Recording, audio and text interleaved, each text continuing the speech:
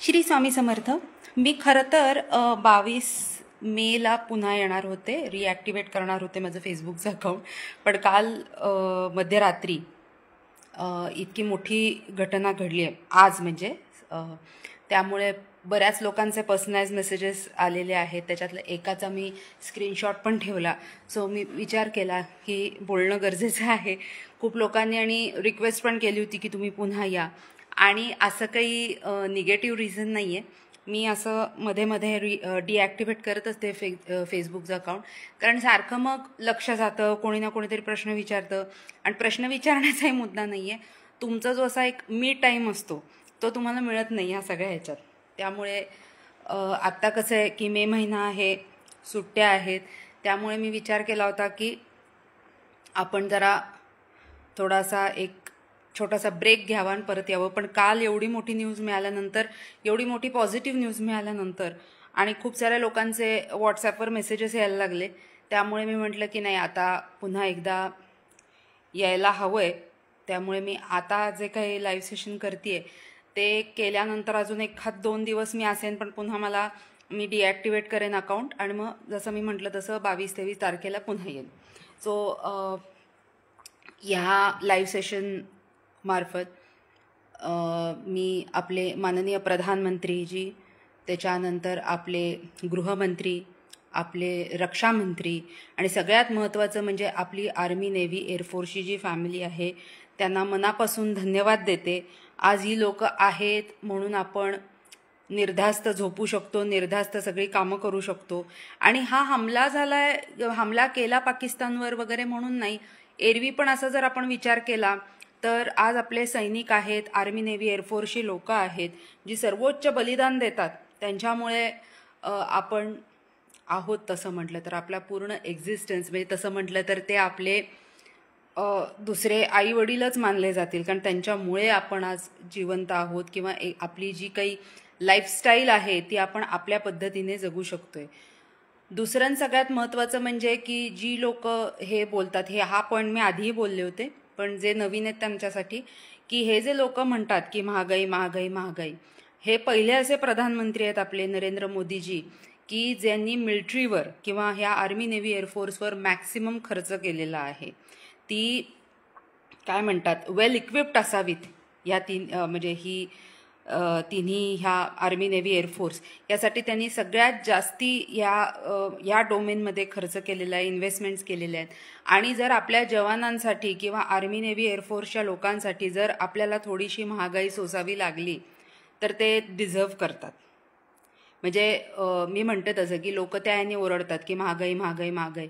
मग हे जे तसे म्हटले तर उपटसुंबे जे काही राजकारणी आहेत त्यांच्या मागे जे काही सिक्युरिटी लावली जाते ती कोणाच्या आपल्या जीवावर लावली जाते, आणि ते कितपत आपल्या लाईफमध्ये कॉन्ट्रीब्यूट करतात, उलट डिस्ट्रीब्यूटच करतात समाजाला, जातींमध्ये, धर्मांमध्ये. तसं म्हटलं तर अशा लोकांच्या सिक्युरिटीसाठी जे लाखो रुपये आपल्या खिशातनं जातात, त्यापेक्षा आपली आर्मी, नेव्ही, एअरफोर्स जर सक्षम होत असेल तर ही महागाई सोसायला काहीही हरकत नाही, हे माझं म्हणणं आहे. सो मी माझ्याच गोष्टी पुन्हा काय म्हणूयात म्हणजे सांगायला आलेली आहे की मला वाटतं 28 एप्रिल का 24 एप्रिलला लाईव्ह सेशन केलं होतं की 5 आणि 25 मेमध्ये काही ना काहीतरी मोठं घडणार आहे पाकिस्तानमध्ये, जे काल 7 तारखेला घडलं. ते कॉम्बिनेशन होतं 4 आणि 8चं. आजचं कॉम्बिनेशन आहे 7 आणि 3चं, म्हणजे आज 7 तारीख आणि पूर्ण तारखेची टोटल 3.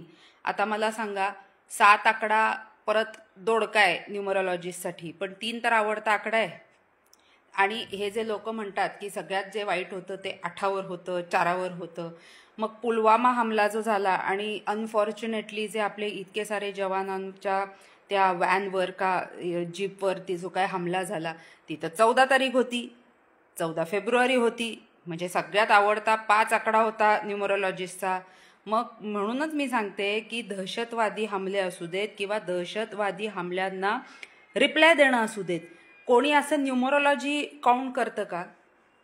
की कोणत्या वारी हमला करायचा, कोणत्या वारी त्याचं तारखेला त्याचं प्रत्युत्तर द्यायचं. का 5 आकडा न्यूमरोलॉजिस्टचा आवडता आहे हे टेररिस्ट लोकांना माहिती होतं आणि मग म्हणून त्यांनी 14 तारखेला पुलवामा हमला केला, असं असेल का कधी? ज्याला नुकसान करायचं आहे तो तारीख शोधेल का? तो डेटची टोटल करेल का? मूलांक काय, भाग्यांक काय, माचं नक्षत्र कुठलं आहे, काय कुठलं आहे? म्हणूनच मी वारंवार ह्या प्रसंगातनं हेच सांगत असते की कृपा करून तुम्ही न्यूमरोलॉजीच्या आहारी जाऊ नका. न्यूमरोलॉजीमुळे हे एक अर्धमूर्ध सायन्स आहे, त्याच्यामुळे काहीही सिद्ध होत नाही.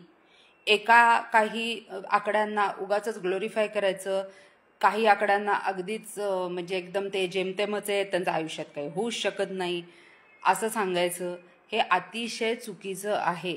मी त्या दिवशीच सांगितलं, पुन्हा एकदा सांगते की जी नवीन आहेत त्यांच्यासाठी माझीच जुनी वाक्य मी पुन्हा रिपीट करते की जर नाव बदलून, नेम चेंज करून जर आयुष्यात माणसं मोठी होत असती, तर ज्यांना करिअर करायचे, गाण्यामध्ये सर्वोच्च पदावर पोचायचे, तर मग सगळ्यांनीच आपलं नाव गॅजेट थ्रू लता मंगेशकर केलं असतं, सगळ्यांनीच आशा भोसले केलं असतं, सगळ्यांनीच मोहम्मद रफी साहेब केलं असतं, असंच केलं असतं ना. किंवा ज्याला एकदम ॲफ्लुएंट व्हायचं असेल तर सगळ्यांनीच त्यांची मुकेश अंबानी, त्याच्यानंतर अशी बिल गेट्स अशीच नावं ठेवली असती. किंवा ज्यांना क्रिकेटमध्ये एकदम वर टॉपला जायचे त्यांनी सचिन तेंडुलकर, विराट कोहली अशीच नावं ठेवली असती. म्हणूनच मी 100 वेळा वारंवार सांगते की नेम चेंज करून काहीही घडत नाही.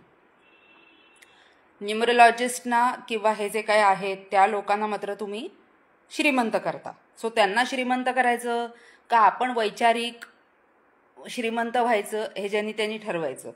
सो म्हणून मी सांगितलं की मी जे प्रेडिक्शन दिलं ते खरं ठरलं की 5 मे ते 24 मे 24-25 मध्ये ॲक्च्युली ते, सो मी 24 मे पकडते. त्याच्यामध्ये पाकिस्तानमध्ये काही ना काहीतरी घटना घडणार आहेत. आत्ताच मगाशी माझा मित्र आहे सर्वेश फडणवीस म्हणून, तर त्यांनी मला मेसेज केला होता व्हॉट्सॲपवर, त्याचा मी स्क्रीनशॉट ठेवला आहे म्हणजे फेसबुकवर, आणि त्याच्याखाली खूप छान छान कमेंट्स आल्यात, त्यासाठी थँक्यू सो व्हेरी मच. आणि त्याच्यामध्ये एक जण, आय गेस त्यांचं नाव मंदार सहस्त्रबुद्धे आहे.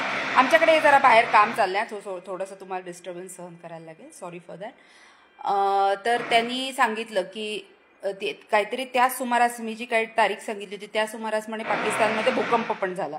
ते काय मला माहिती नाही, कारण मी एवढं अगदी फार डिटेलमध्ये त्या काळात, कारण मी मुळात फेसबुकमधनं बाहेर पडले, कारण मी म्हटलं तसं मला मी टाईम हवा होता. खूप सारी पुस्तकं वाचायची राहिली होती, खूप साऱ्या गोष्टी करायच्या राहिल्या होत्या, म्हणून मी खरं तर म्हणजे बऱ्याच लोकांनी कदाचित तो एक चिंतेचा विषय पण हे केला की नाही तू काय झालं, असं काय झालं, तर असं काय झालेलं काही नाही आहे. मी म्हटलं तसं की खूप सारं वाचन राहिलं आहे माझं, खूप साऱ्या गोष्टी करायच्या राहिलेल्या आहेत, आणि त्यामुळेच म्हणून मी हा ब्रेक घेतला, आणि तो मी घेत असते दरवर्षी, खरं लोकांच्या काय लक्षात नाही काय माहिती. सो हा एक विषय झाला पाकिस्तानचं विभाजन, पाकिस्तानचे तुकडे, याच्याहीबद्दल मी याच्यात प्रेडिक्शन दिलेलं आहे. मला वाटतं 24 का 28 एप्रिलचं ते लाईव्ह सेशन आहे, पण ते आत्ता नाही, ते ज्यावेळेला शनी महाराज मेषेत जातील त्यावेळेला. अजून पण एक चांगलं झालं या निमित्ताने तुमच्यासमोर मी आले, त्याचं कारण हा मे महिना खूप महत्त्वाचा आहे. त्याचं कारण आता बघा, आजच बुध जाईल मेष राशीमध्ये, मला वाटतं 3:35 जाईल दुपारी. ते ठीक आहे, ते काय एवढं महत्त्वाचं ट्रान्झिट माझ्या मते नाही, पण ह्याच महिन्यामध्ये 14 तारखेला गुरु महाराज मिथुनेत जातील. 18 तारखेला 1.5 वर्षासाठी राहू केतू राशी परिवर्तन करतील, राहू कुंभेत. आणि कुंभ राशीमध्ये राहू जाणं, मी त्याच्यावर एक लाईव्ह सेशन केलंय, तुम्ही मागे बघू शकता. का महत्त्वाचं आहे, कारण मुळामध्ये कुंभ राशीचा कोलॉर्डच राहू आहे. सो ज्या वेळेला राहू एअर साईनमध्ये जातो त्यावेळेला ते महत्त्वाचं ट्रान्झिट मानलं जातं. आणि केतू जाईल सिंह राशीमध्ये. ऑलरेडी सिंह राशीला म्हणजे 8वा शनी आहे, काय त्याला ढैया म्हणतात, ते आहे, आणि त्यामुळे हा महिना खूप महत्त्वाचा आहे.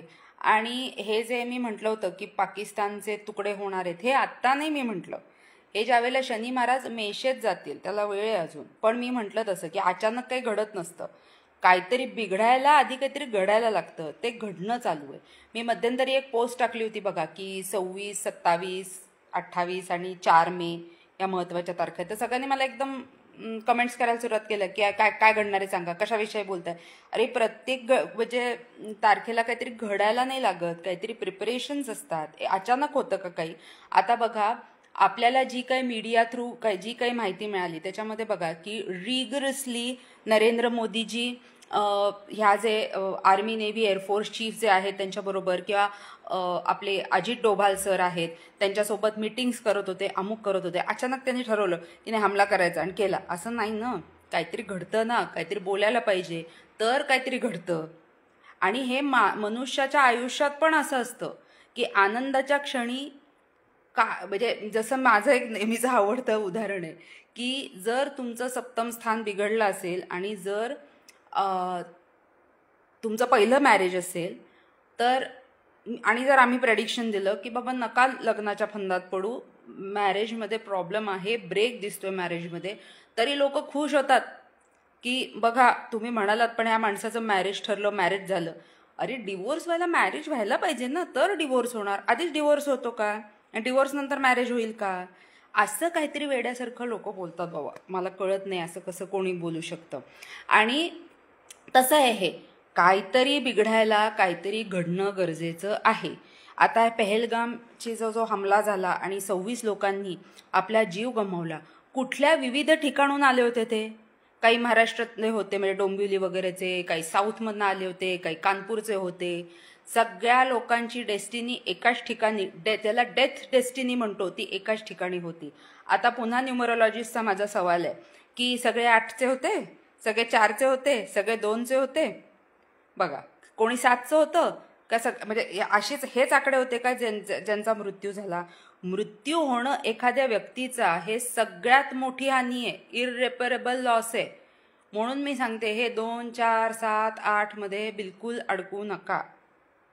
कारण जर न्यूमरोलॉजिस्ट हे सांगत असतील की 8 आकडाला डिले असतो तर ते काही रॉकेट सायन्स सांगत नाहीयेत. साधी ही जी सेलेस्टियल बॉडी आहे शनी महाराज ज्यांचा हा आकडा आहे तो सूर्यापासून सगळ्यात दूर असतो.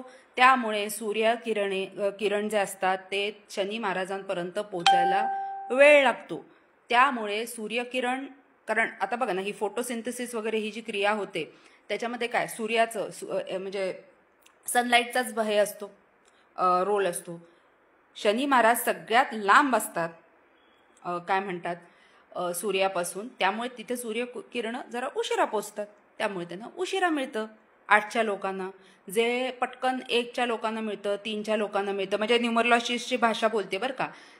8 तारखेच्या लोकांना म्हणजे 8, 17, 26च्या लोकांना उशिरा मिळतं. पण ठीक आहे ना, 8ची लोक 2 मिनिट्स मॅगीची वाली नसतात, त्यांना पंचपक्वान्न मिळणार असतं. आणि नेहमी 8च्या माणसांनी लॉंग रनचा विचार करावा, हे मी नेहमी सांगते. लॉंग रनचा विचार करावा. इवन जसं मी नेहमी म्हणतं की घर बनायला म्हणजे एखादी बिल्डिंग बांधायला कमी वेळ लागतो, महाल बांधायला वेळ लागतो जास्ती. सो लॉंग रनचा विचार करायचा 8च्या लोकांनी. सगळेच काही 1ची, 3ची, 5 आणि 6 हे आवडते आकडे न्यूमरोलॉजिस्टचे. त्यांना काय सगळंच इझी दरवेळेला मिळतं अशातला भाग नाही. कित्येक तुम्ही न्यूमरोलॉजिस्टचे यूट्यूबचे व्हिडिओज बघा, खाली लोकांच्या अशाच कमेंट्स करतात, अरे ये तो झूठ बोल रहा है, ऐसा तो कुछ हुआ ही नहीं मेरे साथ, आप बोल रहे हो 5 आकडा बहुत अच्छा होता है. कारण नॉर्मली ही नॉनसेन्स हिंदी न्यूमरोलॉजिस्ट करतात, ज्यांचे पॉडकास्ट किंवा ज्यांचे फ्रॉडकास्ट हे हिंदीमध्ये असतात. तुम्ही त्याच्या खालच्या कमेंट्स वाचा. 3ची लोक नॉलेजेबल असतात, सगळी असतात का 3ची नॉलेजेबल. 3चा एकही व्यक्ती क्रिमिनल नाही असू शकत, 3चा एकही व्यक्ती गुन्हेगार नाही असू शकत, 3चा प्रत्येक व्यक्ती हा लेक्चर आणि विजनरी किंवा विजडम असलेला असू शकतो का, शक्य आहे का. केवळ फक्त तो ग्रह बृहस्पतीचा आहे. म्हणून हे असं सरसकट विधान नाही करायचं, मी नेहमी सांगते. आणि जी लोक हे सगळं प्रॅक्टिस करतात त्यांनी हे सगळं प्रॅक्टिसच थांबवा, म्हणजे लोक शहाणी होतील. कारण लोकांनी शहाणं न व्हायचंच प्रण घेतलेलं आहे. सो निदान न्यूमरोलॉजिस्टनी पण आपली ती मॉरल रिस्पॉन्सिबिलिटी मानावी. किंवा काही सांगतात अमुक करा, पेप्सीची बॉटल घ्या, अँटी क्लॉकवाईज फिरवा, म्हणजे एव्हिल हे जाईल. तुम्ही पेप्सीचा धंदा वाढवताय, तुमचं होणार नाहीच आहे काही, तुम्ही पेप्सीचा धंदा वाढवताय. सो आपण काय उपाय करतोय, आपण काय सांगतोय आणि जे ऐकतात त्यांनी आपण काय ऐकतोय याचं भान ठेवून या सगळ्या गोष्टी करायच्या असतात. सो हा एक झाला विषय. याच्यावर मी एक डिटेल लाईव्ह सेशन आता जे बोलणार आहे त्याच्यावर करीन, पण एक आउटलाईन देऊन ठेवते की आता उन्हाळा तर मरणाचा होता. मी तुम्हाला सांगितलं सूर्यराजा सूर्यमंत्री आहे, राईट, म्हणून प्रचंड उकाडा तुम्ही बघताय काय ते. तसाच प्रचंड पाऊस पण होणार आहे. हे नवाचं साल आहे, हे एक्स्ट्रीम साल आहे, हे सूर्यराजा सूर्यमंत्री असायचं साल आहे. पण त्याचा संबंध वॉटर एलिमेंटशी कसा, मी आधीच सांगितलं की जसं शनी महाराजांनी 29 मार्चला मीन राशीमध्ये प्रवेश केला तर मीन राशीमध्ये षष्ठग्रही योग तयार झाला, हे मी सांगितलं, जे वॉटर एलिमेंटला, आणि हे मी आधीही सांगितलेलं आहे, 1 जानेवारीचं तुम्ही माझं प्रिफर करू शकता. सो आधीच त्या लोकांना सतर्क करते, अलर्ट करते की जे समुद्र किनाऱ्याच्या आसपास किंवा वॉटर एलिमेंट ज्यांच्या आसपास आहे त्यांनी आधीच तुमची सोय करून घ्या. कारण बघा पाऊस कसा करतात, आता पाऊस हे आपले वेदर ऑब्झर्वेटरी सांगतात, ते त्यांचं सायन्स झालं, पण ज्योतिषशास्त्रामध्ये कसं सांगतात, पावसाचं कसं प्रेडिक्शन देतात, ज्या ज्या वेळेला सूर्य आर्द्रा नक्षत्रात जातो. आता बघा, आत्ता शनी महाराज आहेत मीन आहेत, त्याचा डिस्पॉझिटर गुरु आहे वृषभ राशीमध्ये, वृषभ आता थोडे दिवसात मिथुन राशीत होईल. मिथुन राशीमध्ये गुरु अशासाठी कम्फर्टेबल नाही आहे. पर्सनल ॲस्ट्रॉलॉजी किंवा मंडेन ॲस्ट्रॉलॉजीबद्दल मी नाही बोलत आहे, म्हणजे पर्सनल चार्ट्सबद्दल बोलत नाही, या सगळ्या कॅलेमिटीज. ॲज अँड वेन सूर्य आर्द्रा नक्षत्रामध्ये जाईल, हे मी आधीही सांगितलं होतं की हे जे नदी नाले असतात किंवा समुद्र असतो, हे एपिसेंटर ठरणार आहेत भूकंपाचे. आता पाकिस्तानमध्ये भूकंप झाला, मंदारजींनी मला ॲक्नॉलेजमेंट केलं. आता काहीतरी ते रामबनमध्ये ढगफुटी झाली, ते तुम्ही बघितलं. उत्तराखंडात, आपल्याकडे सुद्धा अवकाळी पाऊस चालला आहे, महाराष्ट्रात काही काही ठिकाणी, हे सगळं आहे. सो वॉटर एलिमेंट इतकं म्हणजे त्याचं विक्राळ रूप होणार आहे की लोकांना भीती वाटेल आता काही दिवसांनी पाण्याची, इतका पाऊस होणार आहे. वॉटर रिलेटेड रोग, डोळ्यांचे आजार, रेस्पिरेटरी सिस्टीमचे आजार, प्रॉब्लेम्स हे लोकांना येणार आहेत. एखादं शत्रू राष्ट्र सुद्धा असं संक्रमण म्हणजे हे करू शकतं, ॲक्टिवेट करू शकतं, असे पण हे आहे. सो सूर्य ॲज अँड वेन आर्द्रा नक्षत्रात जाईल त्यावेळेला तुम्हाला हे बघायला मिळेल. मी तुम्हाला 11 एप्रिलची तारीख दिलीच होती, 14 एप्रिल, की हे सगळं असं घडणार आहे. वॉटर एलिमेंट यावेळेला पावसाळासुद्धा एक्स्ट्रीम असणार आहे. मी आत्तापासून त्या लोकांना सांगते जे समुद्र किनाऱ्याच्या आसपास किंवा ज्यांच्या इथे वॉटर एलिमेंट खूप जास्ती सक्रिय आहे, समुद्र तटाच्या आसपास ती लोक राहतात. हे जे लोक अगदी म्हणतात आम्हाला सी फेज बिल्डिंग मिळाली, सी फेज घर मिळालं, त्यांचा आता फार प्रॉब्लेम होणार आहे. आणि हळूहळू ह्या सगळ्या गोष्टी वाढत राहणार आहेत. मी लाईव्ह सेशन करीनच, मी तुम्हाला कंट्रीज सांगेन, भारताची सुद्धा काही जे सिटीज आहेत ते कुठले पाण्याखाली जाणार आहेत हे मी सांगेन. कारण water calamities, water element over activate होणार आहे. आत्तापासून सांगते, अजून पावसाळ्याला बरेच दिवस आहेत, पण आत्तापासून मी सांगते की सूर्य ॲज अँड वेन आर्द्रा नक्षत्रात जाईल हे सगळं तुम्हाला बघायला मिळेल. काही म्हणजे कारण समुद्रात कंपन होणं, समुद्राच्या तळाशी किंवा जे काही असे डीप वॉटर्स असतात त्याच्या तळाशी कंपन होणं, की त्याचं काय रौद्र रूप असतं हे माहिती आहे लोकांना. सो एपिसेंटर्स ह्या वेळेला हे समुद्र, नद्या, नाले, पॉन्ड्स, लेक्स हे ठरणार आहेत. त्यामुळे मी पुन्हा एकदा सांगते की जे समुद्र तटाच्या आसपास राहतात त्यांनी आत्तापासून एक प्लॅन बी बनवून ठेवा, स्वतःला शिफ्ट करा. कारण मी तुम्हाला म्हटलं की कोणत्या देशात हे होणार आहे, भारतात कुठे होणार आहे, भारताच्या कुठल्या राज्यात होणार आहे, भारताच्या कुठल्या सिटीजमध्ये होणार आहे, की म्हणजे रोड जलमय होणं किंवा पूर्ण शहरच पाण्याखाली जाणं, हे कुठे होणार आहे हे सांगेन मी तुम्हाला लवकरच. त्याच्यासाठी सूर्य थोडा पुढे जाऊ देत, कारण आत्ता सद्यस्थितीमध्ये सूर्य मेष राशीत आहे, अजून तो वृषभ राशीत जायचा आहे. मग मिथुन राशीच्या आर्द्रा नक्षत्रात गेल्यानंतर, कारण सूर्य जेव्हा आर्द्रा नक्षत्रात जातो त्यावेळेला पावसाचं अनुमान लावलं जातं, ॲस्ट्रॉलॉजीचा एक तुम्हाला नियम सांगते. त्यामुळे ते होऊ देत, कारण बघा त्यावेळेला सिच्युएशन अशी, सूर्य आर्द्रा नक्षत्रात मिथुन राशीत, गुरु पण मिथुन राशीत, त्याच्यानंतर शनी महाराज मीन राशीत म्हणजे जलराशीत, राहू कुंभ राशीत, केतू सिंह राशीत, आणि हे बाकीचे सगळे आहेत त्या पण जरा. अजून जे हे स्टॉक म्हणजे हे जे ट्रेडर्स आहेत किंवा शेअर मार्केटमध्ये जे कामं करतात त्यांना पण मी एक सांगू इच्छिते की ज्या वेळेला सिंह राशीमध्ये मंगळ जाईल म्हणजे 8 जूनच्या आसपास, त्याच्यानंतरचे 45 दिवस जरा सावधतेने इन्व्हेस्ट करा जे ट्रेडर्स किंवा स्टॉक मार्केटमध्ये काम करतात. 8 जूनपासून 8 जूनपासून पुढचे 45 डेज. कारण ज्या वेळेला मंगळ, आपण म्हणतो की मंगळ सिंह राशीत म्हणजे फ्रेंड राशीमध्ये, पण it's not good for stock market, it's not good for share market, it's not good for investment. कारण इम्पल्सिव्ह बनवतो जेव्हा मंगळ सिंह राशीत असतो. इवन जनरल व्यक्तीच्या सुद्धा पत्रिकेमध्ये तेव्हा त्या व्यक्तीला इम्पल्सिव्ह बनवतो. पण हे it's very bad, it's anti for share market. So June 8 पासूनचे 45 दिवस इन्व्हेस्ट करताना 10 वेळा विचार करा.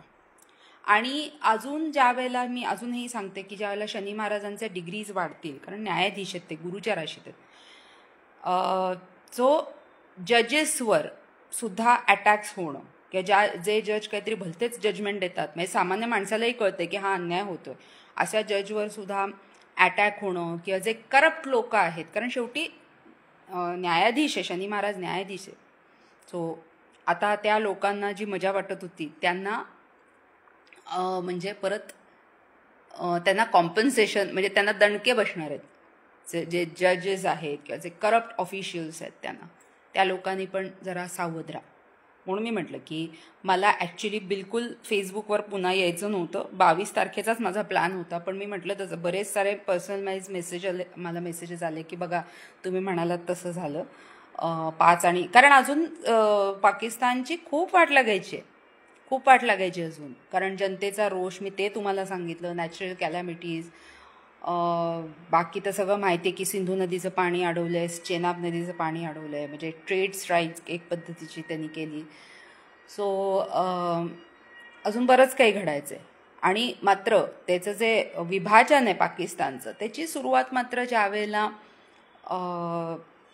मेष राशीमध्ये शनी महाराज जातील तेव्हा हो. आत्ताही काहीतरी पाकिस्तानचे 5 जवान बलुचिस्तानच्या आर्मीने मारले वगैरे, असं काहीतरी मी न्यूज ऐकली काल. सो हे असं होणार आहे. चायनाबद्दल पण मी तुम्हाला सांगितलं होतं 2 वर्ष आधीच की 2026 अतिशय खराब असणार आहे चायनासाठी.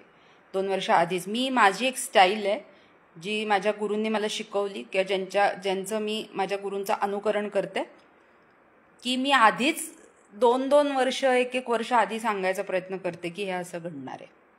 म्हणून मी गेल्या वर्षी सांगितलं होतं की भारत पुन्हा एकदा अटॅक करणार आहे पाकिस्तानवर, हे मी तुम्हाला सांगितलं होतं. जसं मी डिमॉनिटायझेशनसुद्धा पुन्हा एकदा होऊ शकते त्याबद्दल सांगितलं. आणि मला काय वाटतं माहिती आहे की आता एक चांगली आज न्यूज मिळालीच आहे आपल्याला, तर मला असं वाटतं, मी कारण ते करणार आहे प्रॅक्टिस, तुम्हाला पण करायची असेल तर तुम्ही मला डेफिनेटली सांगा कमेंट करून की बाकी लोक म्हणजे जे देश आहे ते आपल्या देशाला त्याच नावाने हाक मारतात जे त्यांचं नाव आहे. पाकिस्तान स्वतःला पाकिस्तानच म्हणतो. आपणच इंडिया आणि भारत का म्हणतो? म्हणजे आपण का नाही हिंदुस्थान म्हणायचं? कारण मी ऑलरेडी प्रेडिक्ट केलं आहे की हिंदू राष्ट्र होणार आहे, आपला देश हिंदू राष्ट्र होणार आहे. पुढचे प्रधानमंत्री कोण आहेत हेही मी तुम्हाला सांगितलं. आपले प्रधानमंत्री जे कोण असतील ते जितके मॅरेज इन्स्टिट्यूशनपासून दूर असतील असा जर प्रधानमंत्री लाभला तर तो भारतासाठी का सुटेबल आहे ह्याचं पण एक्सप्लेनेशन मी तुम्हाला आधी दिलेलं आहे. सो मी तरी असं ठरवलेलं आहे की आता भारत आणि इंडिया तर मी म्हणतच नव्हते कधी, भारत पेक्षा आपण हिंदुस्थान म्हणूयात. इवन पाकिस्तानसुद्धा आपल्याला म्हणजे आपलं नाव घेताना हिंदुस्थानच म्हणतं, म्हणजे त्यांनाही मान्य आहे की हा देश हिंदूंचा. आणि एवढं सगळा गदारोळ झालेला आहे, पाकिस्तान हिंदुस्थानचं विभाजन झालं, कोणामुळे झालं, कोण पॉलिटिशियन्स त्याला जबाबदार आहेत, ते सगळी हिस्ट्री तुम्हा लोकांना माहिती आहे. सो आपण असं ठरवायला पाहिजे खरं सगळ्यांनी की आपण नाही इंडिया नाही म्हणायचं, भारत नाही म्हणायचं, आपण हिंदुस्थानच म्हणायचं. कारण जे आपण म्हणतो ते घडतं, त्यालाच तर मॅनिफेस्टेशन म्हणतात ना. सो जर ज्या लोकांना खरोखर वाटतं की हे भारत हा हिंदुस्थान व्हावा, सो माझ्याप्रमाणे तुम्ही पण सुरुवात करा हिंदुस्थान म्हणायचं. बघा तुम्हाला हा विचार कसा वाटला कमेंट करून सांगा. सो हे छोटंसं लाईव्ह सेशन होतं आणि पुन्हा एकदा ह्या लाईव्ह सेशनद्वारे मी आपल्या प्रधानमंत्र्यांना, आपले रक्षामंत्री, गृहमंत्री अजित डोभाल सर, आणि सगळ्यात महत्त्वाचं म्हणजे आपली आर्मी, नेव्ही, एअरफोर्स, हे जे हे फॅमिली आहेत आपली, या सर्व मेंबर्सना मी मनापासून धन्यवाद म्हणते. असे प्रधानमंत्री किंवा अशी टीम आपल्याला लाभली म्हणूनच आज आपल्याला एक किंमत आहे, आपल्याकडे एक इज्जत म्हणतो ना आपण, एक यांनी बघितलं जातं. आपल्याकडे. आणि हे केवळ आणि केवळ शक्य झालेले आहेत आपल्या प्रधानमंत्र्यांमुळे, त्यांच्या डिसिजन्समुळे. कृपा करून जी लोक हे ओरडतात महागाई अँड ऑल, तर आपले प्रधानमंत्री जास्तीत जास्ती इन्व्हेस्ट करतात मिलिटरीमध्ये. आणि मिलिटरीसाठी आपण काही ना काहीतरी करणं हे प्रत्येक भारतीय माणसाचं कर्तव्य आहे. सो म्हणून मी म्हटलं की आजपासून मी तरी सुरुवात करणार आहे हिंदुस्तान म्हणायला. सो तुम्ही पण बघा तुम्हाला हे माझं रेकमेंडेशन कसं वाटलं. So thank you so very much. Bye.